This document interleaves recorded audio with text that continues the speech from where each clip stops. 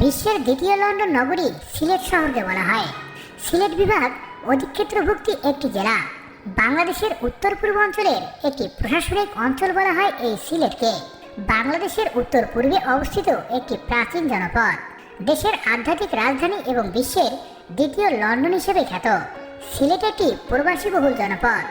যুক্তরাজ্য, যুক্তরাষ্ট্র, মধ্যপ্রাচ্য সহ বিশ্বের বিভিন্ন দেশে সিলেট বিভাগের মানুষ বসবাস করছে, তবে এই অঞ্চলের অধিক মানুষ লন্ডনে বসবাস করে।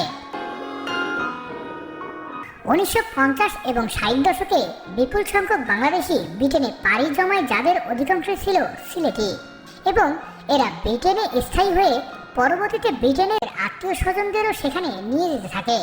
এ ধারা চলতে থাকে 1972 সাল পর্যন্ত, যখন ব্রিটিশ সরকার অভিবাসন নীতিতে কড়াকড়ি করে। কিন্তু এর মধ্যে তৎকালীন পূর্ব পাকিস্তানের সামরিক সরকার, গণ অভ্যুত্থান এবং স্বাধীনতা যুদ্ধ ইত্যাদির কারণে প্রচুর সিলেটি ব্রিটেনে পাড়ি জমিয়েছিল। পূর্ব ব্রিটেনে স্থায়ী হওয়া সিলেটিদের সাহায্য সহযোগিতায় বাংলাদেশের অন্য অন্য অঞ্চলে যেটা সাধারণত ঘটেনি, কিন্তু সিলেট থেকে গিয়েছিল সব থেকে বেশি।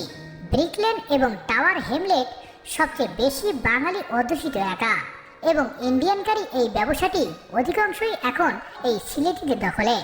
এইসব এলাকায় গেলে দেখবেন তারা প্রমিত বাংলায় কথা বলে না, খাঁটি সিলেটি ভাষায় তারা একে অপরের সঙ্গে সবাই কথা বলেন।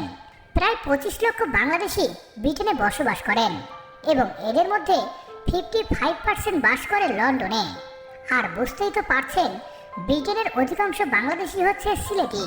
বলা হয়ে থাকে সিলেটের সঙ্গে রাজধানী ঢাকার যতটা না সম্পর্ক, তার চেয়ে অনেক বেশি সম্পর্ক ইউরোপের শহর লন্ডনের সঙ্গে, যেখানে মানুষ ছুটে যান উন্নত জীবনযাপনের আশায়।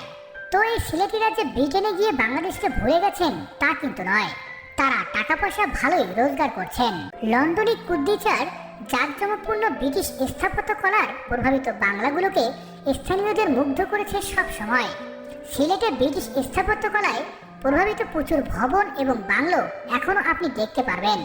সিলেট অঞ্চলে যে বাংলোগুলো তৈরি করা হয়েছে সেগুলো সাধারণত লন্ডনের স্থাপত্য কলাকে অনুসরণ করেই।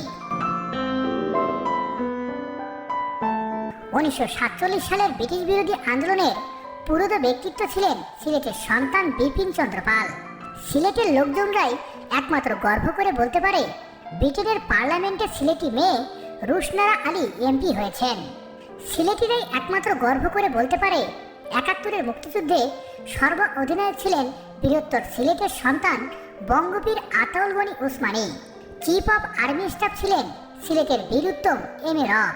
সিলেটিরাই একমাত্র গর্ব করে বলতে পারে পৃথিবীর ইতিহাসে সবচেয়ে বেশিবার বাজেট ঘোষণা করেছেন এই সিলেটের সন্তান এম সাইফুর রহমান। গানের জগতে আছেন বাউল সম্রাট শাহ আব্দুল করিম, রাধা রমন এবং হাসন রাজারা। বাংলাদেশের ভেতরে সিলেটি একমাত্র বিভাগ যেখানকার মানুষ নিজেদের আলাদাভাবে সক্রিয় একটি সত্তা গড়ে তুলেছেন। বাংলাদেশের গণ্ডি পেরিয়ে নিজেদের সেই সত্তাকে আজও প্রবাসে ছড়িয়ে দিতে সক্ষম হয়েছে। এইভাবে যদি বলা শুরু করি সিলেটিদের গুণগানের কথা, তবে রাত পেরিয়ে যাবে, তবু কথা শেষ হবে না।